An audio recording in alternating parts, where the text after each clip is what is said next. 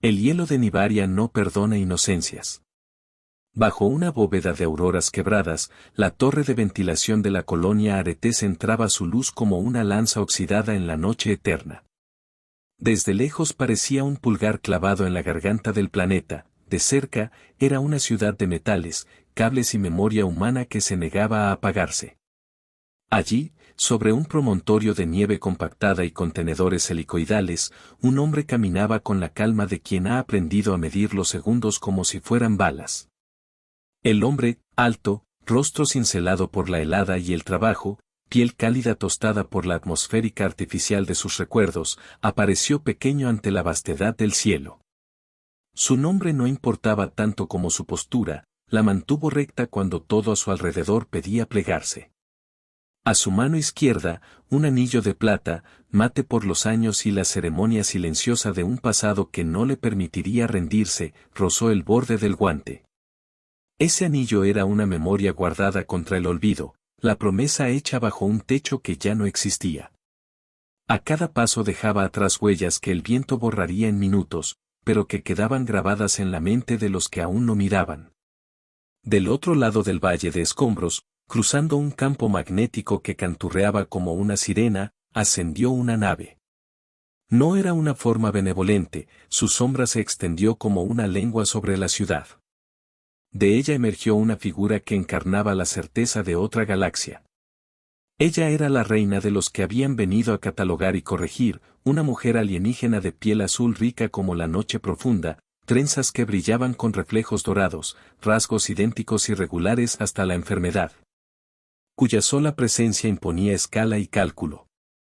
Sus ojos eran vitrinas de información, sus manos mapas de conquista. Ella sostenía la lógica más afilada que nunca había conocido su especie, datos, probabilidades, series estadísticas sobre humanos definidos y predecibles. La inteligencia enemiga creía haber hecho su tarea. Habían leído archivos, interceptado transmisiones, analizado pastillas de cultura y barro genético. Sabían que los humanos huían, que rechazaban la confrontación directa cuando la probabilidad de supervivencia era baja. Sabían que sobrevivían mejor escondidos, que pactaban, que se rendían si eso garantizaba líneas de abastecimiento. Con esa confianza enviaron protocolos de dominación quirúrgica, desmoralizar, doblegar, reprogramar. No habían contado con el anillo ni con la manera en que una memoria pequeña puede sostener el mundo entero. La mujer alienígena descendió de su nave y se posicionó sobre un promontorio de cristalito azul. A su alrededor, la arquitectura de su comitiva brillaba con líneas doradas y claros mapos. Su mirada, calculadora y fría, evaluó la colonia como quien pasa la yema por un metal para comprobar su pureza. Ella observó la bandera humana, una tela gastada que aún afirmaba la identidad del lugar, un signo de tela con sangre incrustada en la fibra, recogida en la última resistencia de la colonia y lavada en pocas prensas, pero suficiente para convertirse en ofrenda y advertencia. La sangre en la bandera no era un error táctico, era una declaración. El planeta, la atmósfera, la topografía, todo era terreno de los cálculos alienígenas. Pero la información que les guiaba era incompleta. En su lógica faltaba la variable que sobrescribía probabilidades, la fe en pequeña escala y la terquedad de quien tiene un anillo, una oración y un símbolo ensangrentado que recuerda a todos porque no se rinden. Desde lejos, ese hombre con la piel cálida parecía una ficha perdida, un experimento más. Desde cerca, era la chispa alrededor de la cual empezaría a forjarse lo que la reina creía imposible. La cámara del universo, omnipresente, implacable, con paciencia fría, se inclinó sobre los dos, un centinela humano que no pedía más que tiempo y una reina alienígena con datos que habían olvidado contabilizar la fe. La atmósfera estaba cargada, y el silencio mismo parecía una orden ofensiva. Y entonces, como si el planeta hubiese decidido ayudar a su gente, el viento cambió de tono y la aurora se abrió en un corte que dejó pasar la primera luz de una mañana que no sería pacífica, pero sí luminosa. La colonia Arete fue construida con la obstinación de quienes no tenían otra casa. Sus túneles se abrían como venas que habían aprendido a latir con generadores, y sus plazas internas guardaban jardines diminutos encapsulados bajo domos. Existían recetas para todo, cómo conservar el pan, cómo convertir la radiación en luz, cómo susurrar oraciones que sonaban a ritual de geología. Los colonos sabían de mapas, de cifras, de raciones. Sabían de pérdidas. Lo sabían tanto que el dolor se convirtió en norma. La nave alienígena había posado su fortaleza móvil a la distancia medida por sus sensores. Desde allí, la reina desplegó su comitiva, siluetas pulcras, uniformes que no mostraban arrugas, máquinas que no contestaban preguntas morales. En su mente, lista de variables, algoritmo de sometimiento, existía la certeza de que atacar los surtidores de calor, cortar las comunicaciones, reprogramar los generadores y enviar un pulso de supresión emocional quebraría a los humanos antes de que pudieran organizar una defensa efectiva. Ellos habían hecho esto antes, a planetas con poblaciones menos obstinadas. Nibaria, según sus cálculos, sería cuestión de horas. Pero las reglas que gobiernan los humanos no aparecen en tablas. En los almacenes de la colonia, los mecánicos guardaban piezas con nombres de muertos.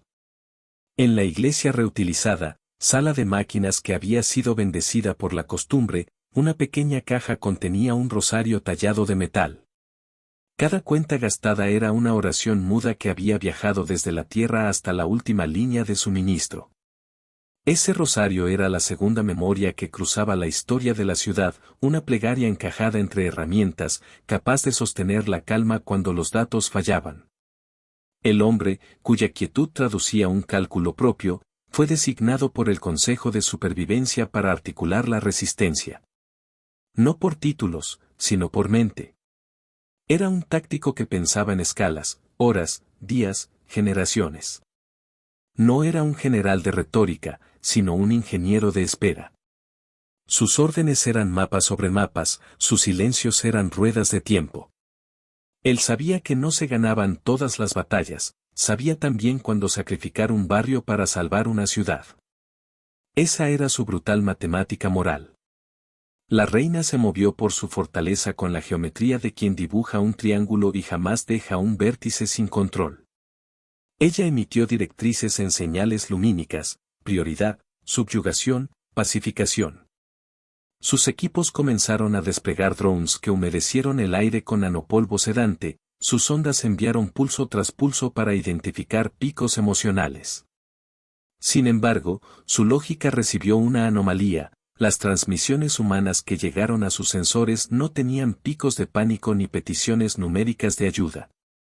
Eran mensajes codificados con canciones, con nombres, con oraciones en lenguas que los algoritmos no catalogaban como amenazas. Eran piezas de información que los modeladores simplemente descartaron como ruido cultural. La táctica humana se plegó a la inteligencia del terreno. Se agujerearon túneles en lugares previstos por aquellos que habían estudiado la cristalización del hielo, se orientaron reflectores en ángulos para hacer parecer que había movimiento donde no lo había. Se cultivaron señales falsas, se esparcieron sombras y voces grabadas que prometían evacuaciones imposibles. Todo esto era teatro, sí, pero un teatro con una función, ir labrando una narrativa que obligara a la reina a creer en un resultado y a actuar conforme a esa creencia. La mujer alienígena ordenó una demostración de fuerza, un bombardeo de impulsos en un sector industrial. El objetivo era sencillo, cortar el corazón de la colonia, dejarles el frío y la noche. Los ingenieros humanos esperaban. Cuando la onda llegó, el centro de energía se apagó como si algo hubiese desconectado la central eléctrica con educación quirúrgica. Humo y chispas. El personal corrió, los supervivientes contuvieron el aliento. La reina creyó ver su victoria concretarse. No contó con la tesis humana que se había cultivado en secreto, una red de calentadores subterráneos alimentados por reactores improvisados, un plan que sacrificaba un barrio para calentar a varios miles. Fue un cálculo hecho con nombres y anillos, con un rosario en la caja de herramientas y con la sangre vieja en la bandera que había sido ocultada en los muros. La reina no entendía que los humanos no siempre piden misericordia ni negocian. Algunos rezaban en silencio, otros forjaban bombas con el tempel de quienes hacen pan. En los archivos de la nave, cierto pasaje capturado de una transmisión humana decía, en tono antiguo y directo, no rezamos por milagros. Los hacemos sangrar. Para la computadora alienígena fue una frase sin utilidad. Para los humanos fue un manifiesto, una nota que se convirtió en mantra para quienes sabían que la fe no era solo esperanza, era procedimiento. En el circuito de comando de la fortaleza alienígena, la reina comparaba datos. En el suyo, el error era compuesto, no había contemplado la posibilidad del sacrificio voluntario a escala planetaria. Esto es, no había considerado que los humanos podían elegir mutilar su propio mapa de confort con tal de conservar una esencia intransferible, la fe en algo o alguien. Los algoritmos habían fallado al no medir la elasticidad del valor humano cuando se ata a un símbolo, a una memoria, a una idea que se sobrepone a la utilidad. Y así, la contienda dejó de ser solo física. Se volvió épica, porque la reina, segura en su lógica, interpretó la resistencia como un conjunto de desviaciones mapeables. El hombre de la colonia, en su silencio, en su anillo y en su rosario, tejió una respuesta que no cabía en las planillas de la invasora, una serie de sacrificios calculados, fríos en su ejecución, religiosos en su intención, diseñados para reescribir las probabilidades del enemigo. La guerra sería una lección de escala humana contra la precisión alienígena, un choque entre la fórmula y la plegaria, entre el pulso del reloj y el latido del recuerdo. Lighting adapts to emotion, never overrides skin tone, Hetub matches scene. La noche anterior a la gran maniobra, el planeta pareció contener la respiración. Desde la fortaleza alienígena emanaban destellos que analizaban los contornos de la ciudad, desde las galerías humanas se filtraban susurros que, lejos de ser miedo, sonaban a instrucciones de rescate. El hombre trazó en su mente la secuencia: distracción, pérdida anunciada, sacrificio calculado, salvación parcial. Era una solución con saldo de dolor. Se explicó a sí mismo que el deber de un líder es convertir las pérdidas en un mapa que permita a la esperanza subsistir. Así planeó la caída de su barrio más querido, el barrio del mercado, donde las lonas tenían aún grafiti de colores que hablaban de fiestas lejanísimas, donde la gente danzaba en verano y donde, en la última defensa, dejarían una marca que la reina no comprendería. La reina movilizó su artillería, nubes de sondas, enjambres de demolición, rayos que podían pulir metal y carne por igual. Ella esperaba que la detonación indujera el pánico definitivo, esperaba que las cifras cayeran y que la colonia rindiera cuentas a la lógica. Sus órdenes fueron certeras, y el impacto llegó en una madrugada donde la nieve tenía color a ceniza. El mercado se iluminó en fuego helado, y de su corazón surgió una explosión diseñada para destruir y para contar una historia a los observadores: aquí dominamos. Pero la explosión encontró preparado un teatro menos predecible. Los humanos habían plantado hogueras ocultas y circuitos de calor que, cuando la onda térmica pasó, redirigieron su energía en un flujo controlado hacia los generadores principales. Fueron sacrificios programados, depósitos incendiados que redirigían calor a hospitales, estaciones de agua y centros de terapia. Algunos hombres y mujeres, cobijados con armaduras de tela y placas improvisadas, se ofrecieron para mantener válvulas abiertas o cerrar compuertas mientras las llamas lamían sus manos. El anillo en la mano del líder centelleó al contacto con la chapa caliente de una estructura que estaba destinada a caer. En el acto quedó una quemadura que le recordaría para siempre la noche en que decidió que la especie valía más que la ciudad.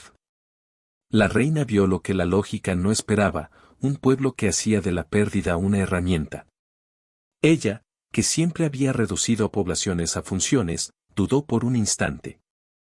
Ese microclima de duda fue una grieta que la colonización no había contemplado.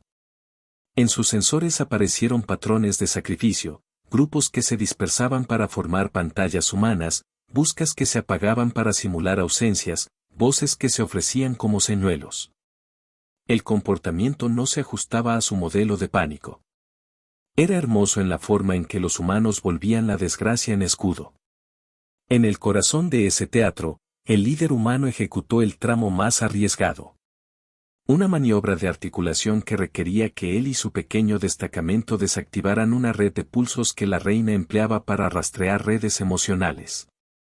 La operación les obligaba a exponerse a un campo que convertía el calor de la carne en señal. Sabían que muchos no regresarían. Sabían que la operación atraerá el interés directo de la reina. Mientras avanzaban, el hombre tuvo una imagen que lo ancló, la mano de su esposa, la noche antes de perder su casa en la primera purga climática, ajustando el anillo con ternura. Recordó la plegaria que había pronunciado sin voz, una costumbre aprendida en un planeta que enseñó a rezar con las manos ocupadas. Esa plegaria, ese rosario lleno de polvo, se convirtió en un talismán mental. No se trataba de fe mística, sino de fidelidad a lo humano, el reconocimiento de que hay cosas por las que vale la pena sangrar. Los drones de la reina localizaron el destacamento. Una figura de la comitiva apareció y descendió sin ceremonias, la reina misma, con su armadura dorada marcada por el combate, las trenzas recogiendo el viento impuro del planeta. La vista fija en el humano que mantenía su calma. Ella avanzó con la certeza de quien cree en un guión escrito en código, él con la calma de quien conoce que la improvisación a veces supera a los manuales. Ante ella, el humano no blandió palabras.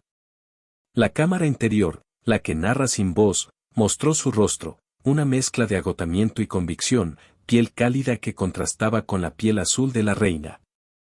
En su mirada había no solo desafío sino fe, la fe de quien sabe que su especie ha derrotado probabilidades antes, la fe en la solidaridad inscrita en rostros que se han vuelto familia, la fe en el sacrificio como acto táctico. La reina midió, calculó, identificó rutas de escape, estimó tiempos, y falló en un punto, subestimó la capacidad humana de convertir la devoción en sentido operativo.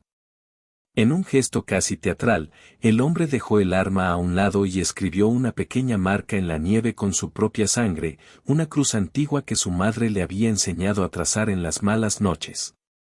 La marca fue una memoria, una probanda que le diría a los suyos dónde volver a encontrarse si la logística del refugio se rompía. La reina observó el acto con la objetividad con que se examina un experimento, pero en el lente de su equipo comenzó a aparecer un fenómeno que no encajaba, su algoritmo le enviaba advertencias que no comprendía. Anomalías de resiliencia. Fue entonces cuando perdió su compostura subnuclear y ordenó un ataque directo. En la confrontación que siguió, la maniobra humana reveló su núcleo táctico, simulaciones de retirada, columnas de humo que engañaban sensores, redes de calor que redirigían el pulso enemigo. Pero el precio fue alto. Uno a uno, los voluntarios se ofrecieron como pantallas y se convirtieron en heridas visibles que la reina catalogó sin empatía. En medio del polvo, uno de ellos, una joven con la camisa del viejo bar del mercado, pandió su mano y cayó sosteniendo la bandera. Su sangre marcó la tela, mezclándose con las fibras y el hielo. Ese trozo de tela, una vez insignia, se transformó en bandera herida y estandarte de la resistencia. La visión fue un golpe a la lógica de la reina, la bandera con sangre no era una señal de derrota, era un contrato con la historia. De pronto, el casco táctico del líder se hizo pesado por la comprensión, los cálculos que había hecho no eran suficientes para reducir el costo humano. Pero tampoco podía retroceder. La operación continuó, ahora con el peso de las memorias multiplicando cada decisión. Se oyó una orden silenciosa que fue más plegaria que instrucción, por los que no volverán.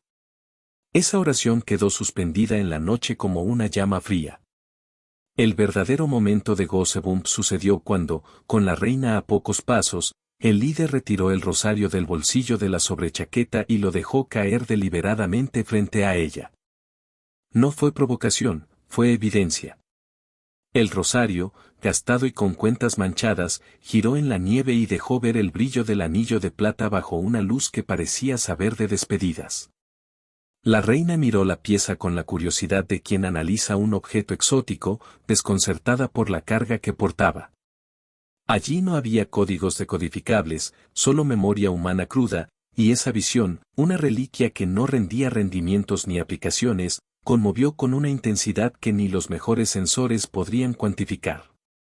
Fue una sacudida en sus datos, una señal que indicaba algo diferente. En ese instante el líder pensó algo que no podría expresar con números, que su pueblo estaba dispuesto a arriesgar la vida de su presente por el legado de sus recuerdos.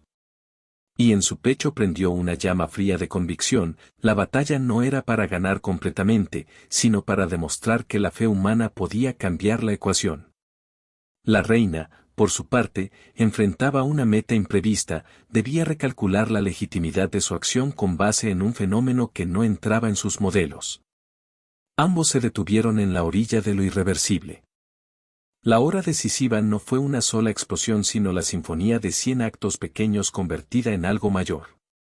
Los cálculos de la reina la llevaron a ordenar la extracción del núcleo de investigación humana, llevárselo todo, borrar la cultura, dejar la ciudad como un tablero neutral. Su intención no era solo someter, pretendía eliminar la memoria. Eso exigía un ataque quirúrgico con un pulso que convertiría la red neuronal humana en un archivo ilegible. El protocolo que ella activó fue una tormenta de precisión. Ondas concéntricas de energía se desplegaron, y los sistemas de la colonia comenzaron a fallar con una elegancia terrible. Cada falla era una puerta que se cerraba. Cada puerta cerrada era un poco de historia que se extinguía. En el centro de la ciudad, donde la memoria humana se concentraba en libros mojados, fotos pegadas con cinta y pequeñas reliquias, el pulso debía ser la sentencia. Pero allí iba la jugada humana final, una decisión que mezclaba lo táctico con lo sagrado. El líder había previsto el protocolo de la reina. Su remedio fue un sacrificio diseñado como contramedida. Reunió a los que quedaban y ejecutó la maniobra más brutal y bella que uno podría orquestar, llevar al núcleo de la memoria humana, a su caja de reliquias, a una cámara reactiva previamente configurada. Su plan no era huir con las piezas, era convertir la memoria en detonador. Los voluntarios sabían que lo que iban a hacer no era solo proteger archivos, era trasladar la esencia humana a un flujo que la reina no podría borrar sin arrancar de la superficie algo más profundo, la vida del planeta. Con un cálculo que rozaba lo litúrgico, activaron una matriz que conectaba los depósitos de memoria con la propia corteza del planeta. La idea era simple y terrible, no permitirían que los invasores se llevaran lo que recordaba. Si habían de perder las memorias, al menos que fueran custodiadas por el planetario sacrificio. La reina, observando desde la distancia, creyó ver una rendición final, los humanos se entregaban a una ofrenda que confirmaba su derrota. No percibió que debajo de ese movimiento había una red de trampas diseñadas para volver su arma en contra. Cuando su pulso tocó el núcleo, la conexión hizo lo que nadie había anticipado, el enlace revirtió, utilizando la propia energía de la onda invasora. Y la convirtió en una detonación que comprometía la estabilidad de la corteza helada. El planeta respondió como un cuerpo que defiende a su pueblo, se abrió una fisura, lenta como un pensamiento, y la columna de vapor que emergió fue un grito. Era el precio que la humanidad estaba dispuesta a pagar para que su historia no fuese trasladada a un museo alienígena. La reina comprendió, con un horror frío que pagó el precio de su orgullo, que destruir la memoria humana implicaba desarmar la geología del planeta. Su cálculo de subyugación había desencadenado un proceso que ponía en riesgo su propia operación. La fortaleza alienígena, magnífica en su ingeniería, sintió la vibración de la Tierra como un tambor de juicio. Los primeros sacrificios llegaron rápido. Los que habían enlazado las memorias al núcleo debían mantenerse con vida para asegurar la chispa final. Algunos dejaron su marca en la bandera que ondeaba, tiñéndola con sangre como último acto de pacto, otros recitaron en silencio oraciones que sonaban a instrucciones. El rosario pasó de mano en mano, como si ocupar una cuenta permitiera recibir la bendición o la fuerza suficiente para apretar un botón. Cuando la detonación la reina intentó detenerla, ya era tarde, las cadenas del sacrificio habían sido cerradas por manos humanas que no vacilaban. La batalla cambió de escala en minutos. El planeta, reaccionando a la agresión, dejó escapar colmillos de humo y grietas que arrojaban luz como cicatrices abiertas. La fortaleza alienígena se vio forzada a descender para evitar ser tragada por una lava fría que se tornaba peligrosa por su química. En medio del caos, la reina descendió a la superficie, más por orgullo que por compasión, para reclamar al responsable del acto que ponía en peligro su conquista. Ella buscó al líder humano. Lo encontró en la arista de una quebradura, con la bandera herida ondeando detrás de él, su mano temblando por el frío y por la magnitud del sacrificio. La tierra rugía y el viento llevaba cenizas que olían a memoria. Frente a ella, el hombre se mantuvo erguido. No había arenga ni jactancia, solo la serenidad de quien ha puesto todas las piezas sobre la mesa. Las placas de su traje estaban rayadas, su anillo relucía manchado, y el rosario, ahora hecho pedazos y con cuentas rotas, asomaba en su bolsillo como reliquia de una época que se negaba a morir.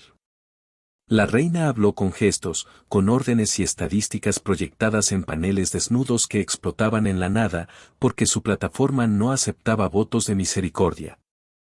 El humano no respondió con palabras, respondió con la verdad de su especie, se quitó el casco y, exponiendo la carne, mostró su humanidad sin parlamentos. En ese acto, la humanidad se presentó en su forma más desnuda, carne, sangre, recuerdo. Era un desafío que no tenía traducción algorítmica. El momento que siguió fue el que se quedó grabado en la piel de los supervivientes, un gesto que pareció aleatorio y que, sin embargo, contenía vívidos decretos de significado. La reina, en un acto que la sorprendió tanto como conmocionó a sus consejeros, se arrodilló. No fue un acto de sumisión métrico, fue una conmoción ante el espectáculo de una especie que prefería quemar su propio legado antes que entregarlo a manos ajenas.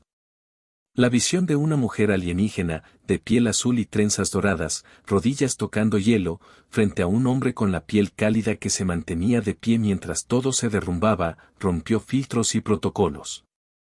Fue un instante de duda que se transformó en asombro. ¿Arrodillarse por respeto? ¿Por cálculo? Para la reina no hubo traducción inmediata. Para los humanos, la escena fue una confirmación, habían ganado la lección que la colonización no puede comprar con datos. El gesto volvió a todos los presentes conscientes de la peculiaridad humana, una especie que no se resigna a los mapas porque reconoce que los mapas son una parte de su alma. La reina, con tempel sacudido, se vio obligada a recalibrar su plan. La guerra no sería solo de dominación, se convertiría en un juicio sobre si la lógica puede obligar a la reverencia que las culturas mantienen por sí mismas. En la secuencia que siguió, la fortaleza alienígena comenzó su retirada táctica. No toda la comitiva se fue, la reina se quedó el tiempo justo para ver el crepúsculo convertido en alba, y en esa luz, su figura quedó grabada arrodillada por un momento que nadie de su especie podría limpiar de sus registros personales. Para los humanos, fue la culminación de la fe convertida en acción. Para la reina, fue el descubrimiento de un error impensable, subestimaron que la información incompleta no solo distorsiona resultados, sino que transforma percepciones a dimensiones éticas donde la ciencia no alcanza. Antes de partir, la reina dejó una nota que sus ingenieros nunca entendieron, una marca en la tela de la bandera humana que no era victoria ni imposición, sino un reconocimiento rudimentario y confuso de respeto. El gesto no era dominación, era reverencia. La guerra había terminado no con un aplauso, sino con una reverencia inesperada que hablaba de una nueva contabilidad, la de los que entienden que la naturaleza humana es, en sí, una fuerza. El amanecer sobre Nibaria fue una promesa temblorosa. Entre grietas humeantes y edificios convertidos en esqueletos de metal, los sobrevivientes comenzaron a contarse y a curar. La colonia Arete era ahora un palimpsesto, restos de su pasado mezclados con señales de su sacrificio. La bandera manchada se movía con pesadez en la mano del líder, su trapo era un mapa de lo que se había perdido y de lo que, contra la lógica, se mantenía. En las plazas, las manos se juntaban para fabricar nuevas herramientas, en las torres, se trazaban planes para reparar lo que aún pudiera repararse.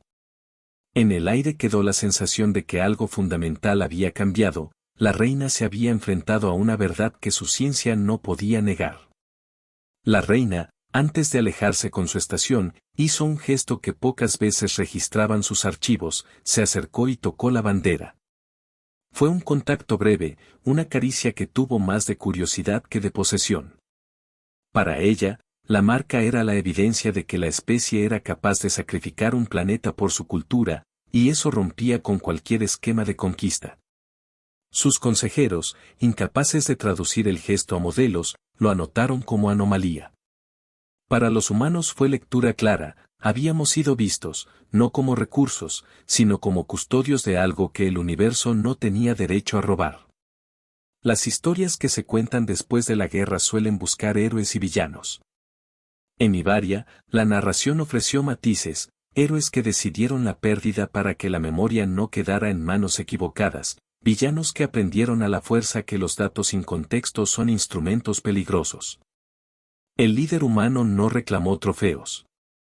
Caminó entre los suyos con la bandera herida y con el anillo al que ahora la guerra había dado nuevas vetas de oxidación. Era el mismo rostro que había enfrentado a la reina, pero llevaba inscrito el cansancio de quien ha pagado demasiado por la lección. Las manos que sostuvieron el rosario reconstruyeron oraciones rotas en silencios que sonaron a juramentos, no dejaremos que nos borren. La ciudad empezó su reconstrucción no con prisa desesperada sino con paciencia de quien conoce el valor de los fragmentos. Se levantaron comedores, se instalaron radios improvisadas, y los niños, esos arquitectos de futuros improbables, volvieron a jugar en los escombros con piezas que antes eran lujos.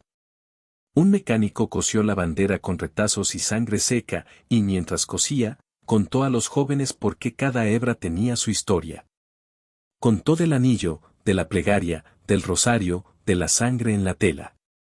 Contó de la reina que se arrodilló.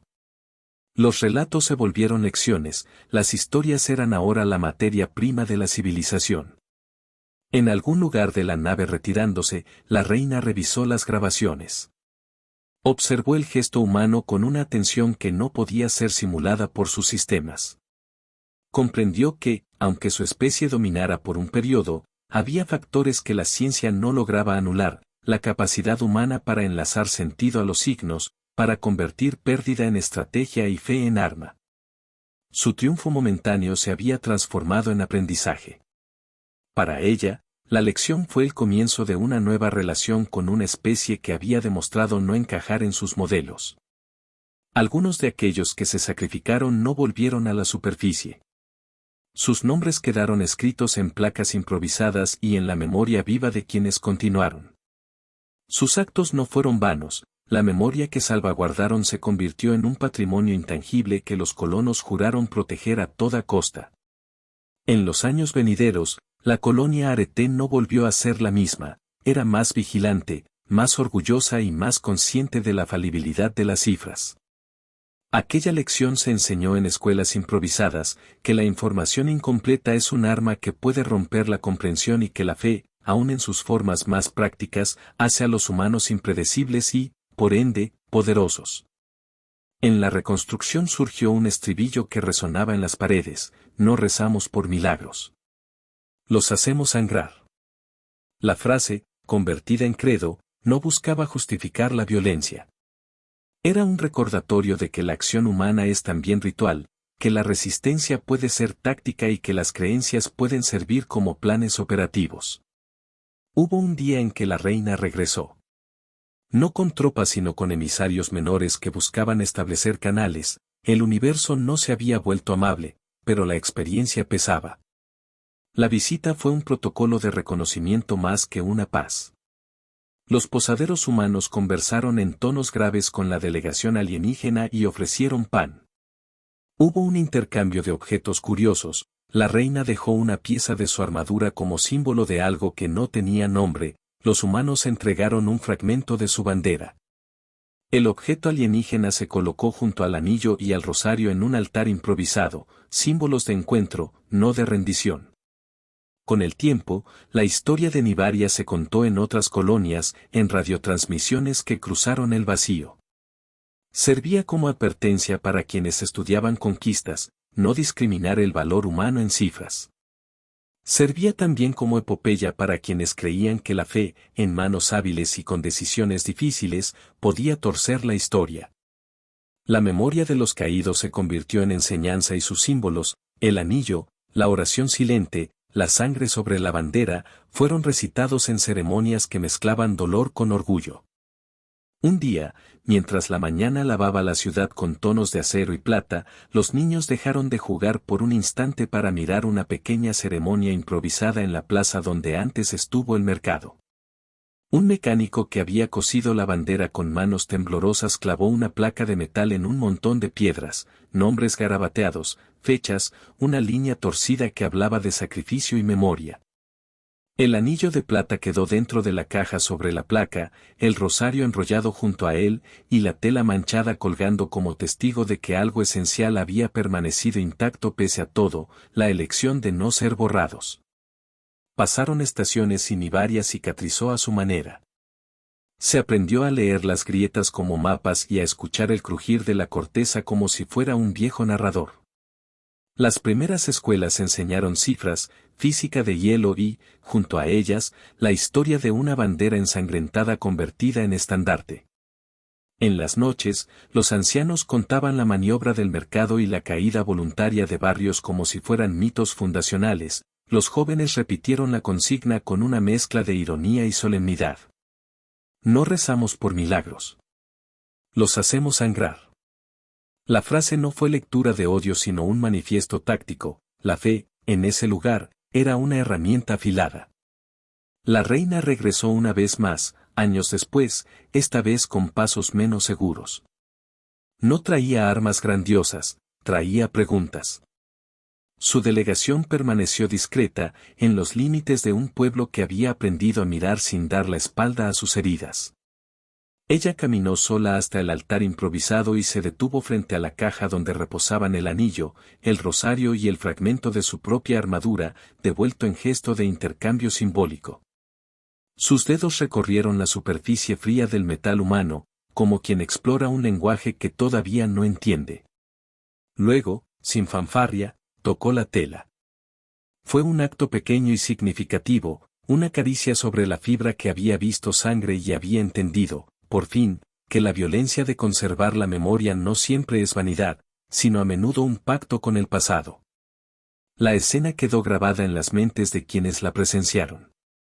Hubo quienes interpretaron la visita como una tregua, otros, como el inicio de una relación compleja que llevaría siglos en definirse. La colonia, sin embargo, supo que esa mirada de la reina había cambiado algo, el mundo de los números había sufrido la intrusión de una emoción que no admite sinónimos en sus tablas. Se enseñó entonces una lección nueva a los niños de Nibaria, cómo sostener un símbolo sin convertirlo en arma, cómo honrar la memoria sin sacrificar la vida a lo inútil. En los años posteriores, el anillo se convirtió en herramienta pedagógica más que en reliquia de duelo. Se explicó que el metal no daba valor por sí mismo, que lo importante era la decisión que había sostenido su uso. El rosario, con cuentas gastadas por manos rotas, se conservó como recordatorio de que las plegarias pueden ser órdenes en tiempos de guerra y consuelos en tiempos de paz. La bandera, remendada y ahora más parcheada, enseñaba que los símbolos podían contener sangre y cariño a la vez, y que esa mezcla era lo que hacía a los humanos imposibles de modelar con solo datos. La colonia Arete volvió a latir. Sus máquinas recuperaron ritmo, sus jardines bajo domos repoblaron de hojas y olor a tierra reciclada, y las radios enviaron historias que cruzaron frágiles corrientes hacia otras colonias. La anécdota de la reina arrodillada se transformó en una lección sobre la falibilidad de la inteligencia que confía ciegamente en su base de datos. Investigadores de otras naves llegaron a estudiar la resistencia humana como quien estudia un fenómeno natural, impredecible, a veces irracional, y siempre letal para quienes pretenden invadir la esencia de una cultura. Hubo momentos de tristeza que no se borraron, placas con nombres, promesas de reconstrucción incumplidas por el tiempo, rostros que ya no volverían. Esas ausencias se convirtieron en combustible para una memoria viva que los supervivientes alimentaron con rituales simples, una vela encendida al amanecer, una pieza de pan compartida en el frío. La lectura en voz baja de los nombres inscritos en la placa del mercado. La memoria, custodiada por el deseo de no ser olvidada, se sostuvo en actos pequeños y repetidos que multiplicaban su fuerza. Y así, con la bandera cosida al hombro del líder que seguía caminando entre escombros, con el anillo guardado en la caja del altar y el rosario en manos nuevas que aprendieron a comprender su peso. La colonia enseñó al universo una verdad que los algoritmos no podían predecir: la fe, cuando se vuelve decisión y táctica, transforma datos en destino. Y cuando el humo se disipó, solo la fe seguía en pie. Vinieron por un planeta, pero encontraron a la fe humana encendida.